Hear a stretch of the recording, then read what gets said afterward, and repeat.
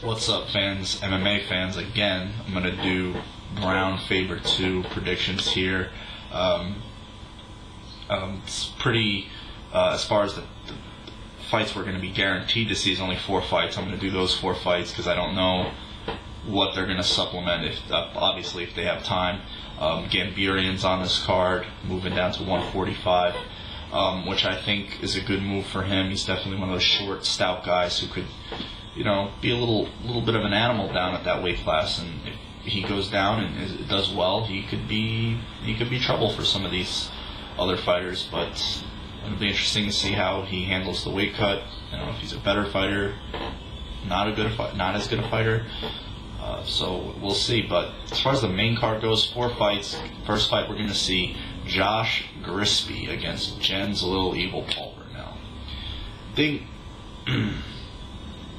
Jens is at that point where it's starting to get, well, I think it has been actually, where he's just getting knocked out way too frequently, getting stopped.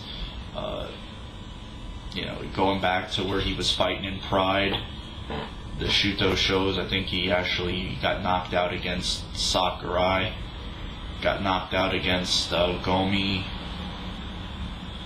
I want to say he got knocked out against Sakurai, but I know he got knocked out against Gomi. I mean, Lozon made the move down to 145 because, a more natural weight class for him, and he's only won 1 fight down there, fighting against Cub Swanson, who's also on this card. He submitted him pretty quickly, but he's lost twice against Faber. So, it's difficult. Jens is a guy I want to root for, and I want him to win, but I just think that he's just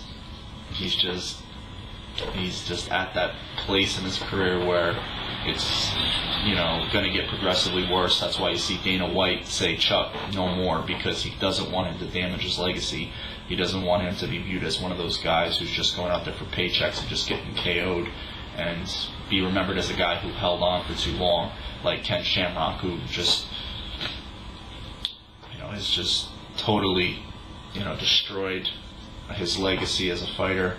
And with the steroid suspension and everything, is just really is at the point where he's just viewed as a guy who's almost like, say a joke, but you look at and just feel sorry for, because he's just delusional about his ability at this point in his career. But nevertheless, Grisby's fought some good fighters, and he's got 2 good wins on his record. His last 2 fights, Nick, he submitted him, and Micah Miller, Cole Miller's brother. So this guy's good. I think he's young, he's hungry, and I think he beats Pulver in this fight,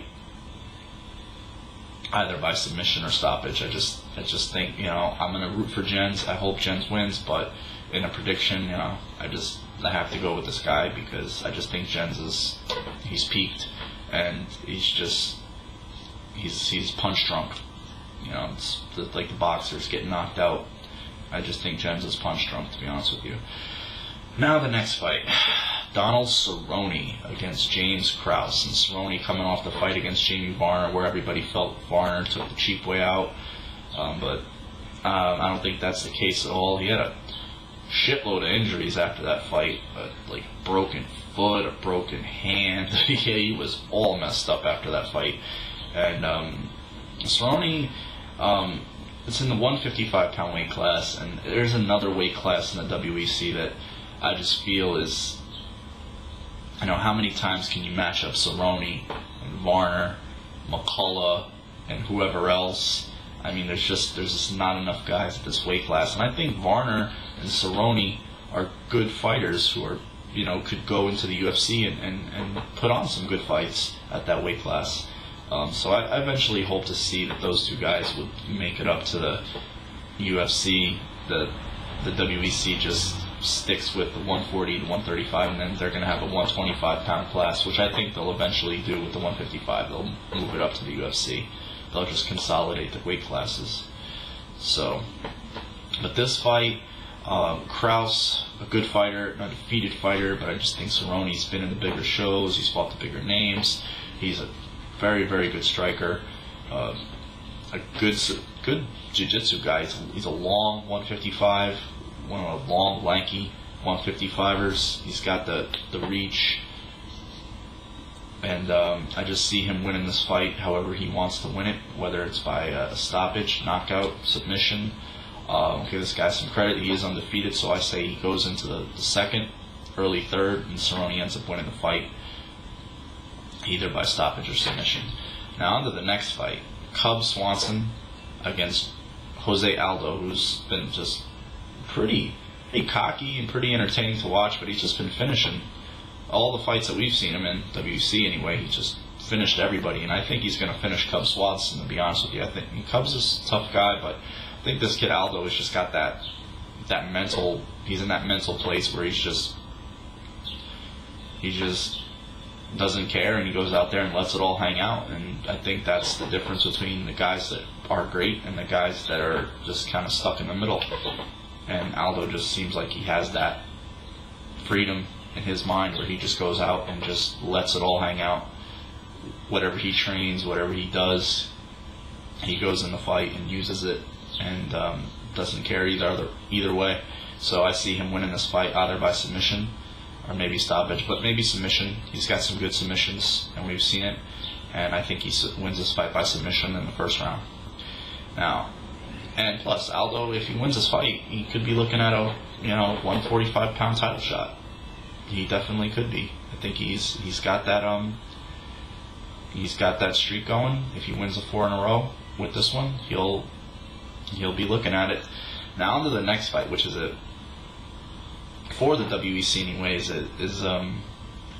it's pretty important fight, because Faber's the guy who they built the organization around. They shoved him down our throats right and left. He was at the UFC, all the fight nights, this one, they promoted him, and he beat Jeff Curran. He beat was another guy, Chance Farrar, beat him, and he ended up going against, he beat Pulver. Then he goes and knocks Pulver out, stops Pulver in their second fight, but he in the middle of that, he loses to Mike Brown, who everybody, again, you must love. As a champion, I have never seen a champion be so overlooked like Mike Brown has in this fight.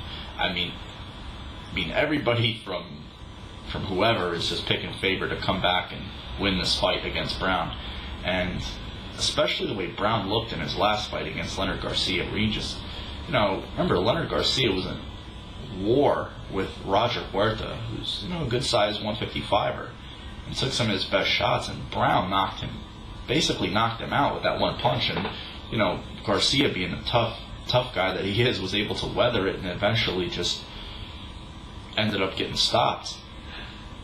But you got to give him a lot of credit. And Brown fought at 155. He's fought really, really good fighters, and he's really found his niche, I think, at 145. He really is a beast at that weight. He walks around, I think, close to 170, and Faber really walks around at 155. And I just think that Brown is just as good a grappler. He's not the flashy guy. He's more of a technical, safe fighter. He's not as wild as Faber, and I just think that's what Faber is. He's a really talented guy, but he has wild tendencies, a la the spinning, whatever elbow that was, he ran into Mike Brown's fist. I just see Brown winning this fight, again, by stoppage. I think he catches Faber with something, puts him down, and finishes him. It's just a question of win. Possibly, I think this fight goes into the second or third, and Brown wins the fight. And that's just the way I see it. Again, I hope you guys enjoy the predictions. Hope you like the ones I just did before. If the show we're going to see tonight, Strike Force, and we're going to have a good tomorrow. We're going to have a good next Saturday. So until then, you guys have a good one, and enjoy the rest of your weekends.